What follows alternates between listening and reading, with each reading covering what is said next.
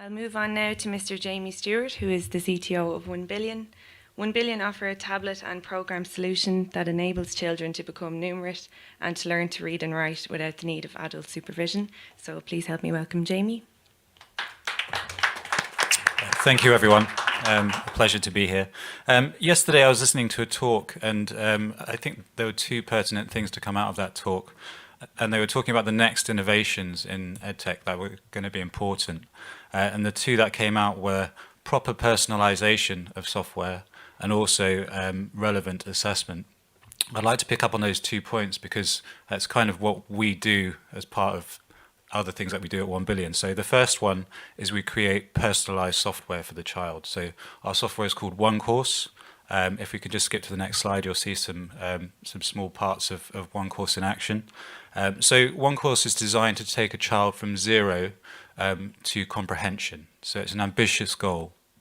It's personalized, so that means it adapts to a child's needs and abilities. It's in the child's own language, so it means that the child is learning in their mother tongue, which is a very, very important part of the software. Last of all, it's comprehensive. So within this software, there is over 200 hours of learning for the child spread across 4,000 different individual units of learning. The second thing that we do is called OneTest. Now, this is new, and this is a new digital assessment tool that we've been developing to rapidly diagnose where a child is in terms of their reading and numeracy abilities. It's child-led, it's quick, it's cheap. We have plans to validate it against existing tools like EGRA and EGMA.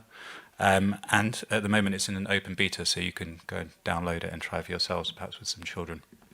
The third thing we do, and kind of the subject of our involvement with WISE, is OneTab, which is this small tablet we have here. The purpose of OneTab is to be a dedicated learning device that incorporates both OneCourse, the software for the child who's learning to read, and also tools for the teacher like OneTest for assessment. It's low cost, it's durable, it works completely offline, there's no need for internet on this device. It can be powered by small and cheap solar panels like I've got here, and it's simple to own, operate, and to use. That simplicity is key, and it means that it can work in many different modalities. Many different environments, so in the home, in the school, in the community, so it's a really adaptable device. If we can just move on to the next slide. One of the titles of our application was around effective EdTech, and I'd just like to sort of talk about this briefly. What is effective EdTech? What do we mean by effective EdTech? And it's one thing that we always promote, and that's kind of two sub-points there. So one is there needs to be significant evidence that children are learning. Sometimes we forget about this, but this is really, really important. And the second is also value for money. If we can get those two things right, we believe that means the EdTech is effective in terms of delivering for the child. So what have we seen with our own software? Is it effective?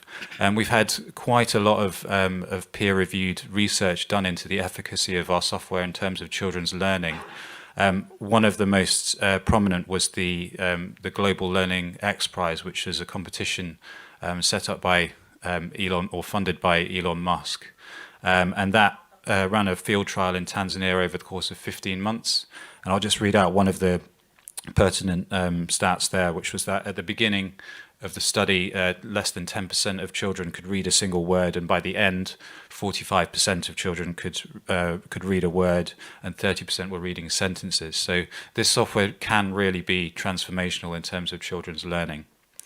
The evidence has also shown that the software can be effective in different contexts, so in school, out of school, and most importantly, it can bring particularly girls up to the same level as boys. As we all know, there is a big gender disparity in many, many countries, and what we've seen through our research partners is that the software can bring parity where there is disparity, which is really, really important.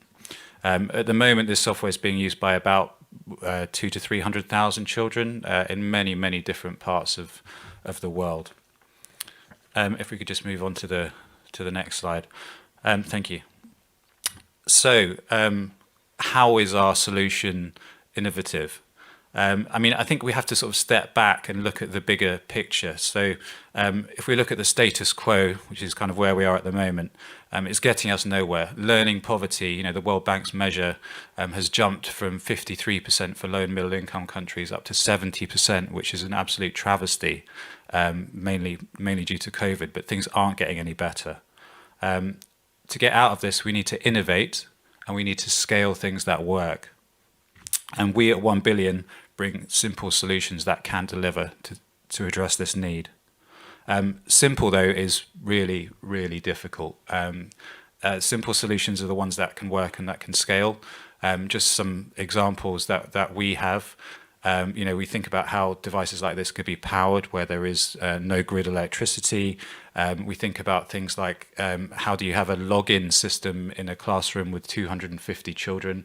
Everything just breaks down. So you have to make things as simple and easy to use as possible for the child using it, for the facilitator, the teacher using it with their children in their classroom, for the person designing the model of how it's used in the classroom, for the trainer. Everything needs to be as simple as possible. Otherwise, it all breaks down and it can't scale. So we believe that OneTab can bring equity to learning and disrupt this status quo. Since the pandemic and obviously the school closures of the last couple of years, we've seen massive demand all over the world for this device from richer countries like the US, the UK, but also from some of the world's poorest countries as well. So one of the biggest trials we did with this particular device was in Malawi, where we've worked for many years now, and that was where we had 700 households across 2 communities who had one of these devices in their homes during school closures. And we wanted to see, and you can see some of the children on the slide here who were taking part in that. We wanted to see how much they would use these devices in the home.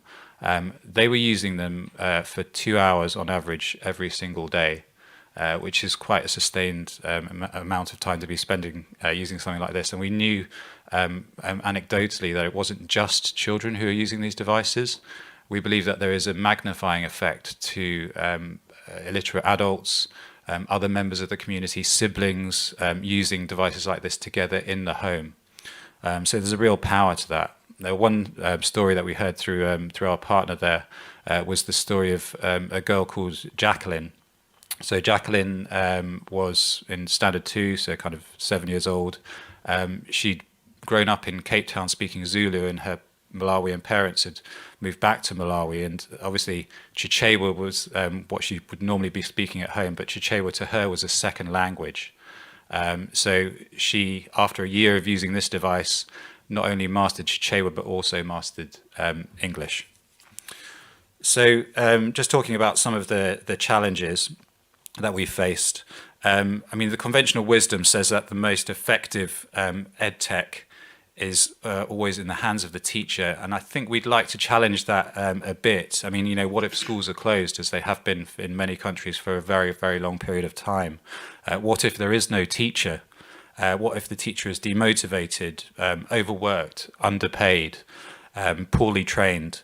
So working through schools is not always the answer. And we have strong evidence that devices like this can be most effective in the hands of the child. It's not our intention to replace the teacher. It's our intention to empower the teacher.